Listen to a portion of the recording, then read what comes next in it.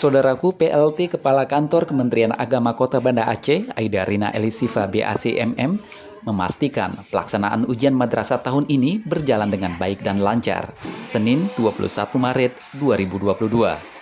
Pada hari pertama ujian madrasah, Aida Rina yang didampingi Kasih Pendidikan Madrasah Dr. Kadriah MPD langsung memberikan motivasi kepada siswa dan sekaligus melakukan pemantauan di Min 6 Banda Aceh, MSen 1 Banda Aceh, dan Man 1 Banda Aceh. Kegiatan ini dilakukan untuk memastikan pelaksanaan ujian madrasah di Banda Aceh tahun ini telah sesuai dengan tujuan yang ditentukan, yaitu untuk mengukur capaian kompetensi peserta didik sesuai standar kompetensi lulusan.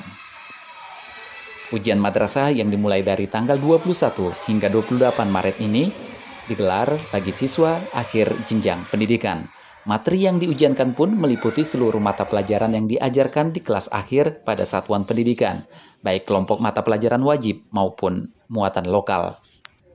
Kegiatan ujian madrasah di Banda Aceh berbasis komputer ini dilaksanakan secara tatap muka dengan tetap memperhatikan protokol kesehatan. Saya Asalim, tim Kemenang News Banda Aceh, melaporkan.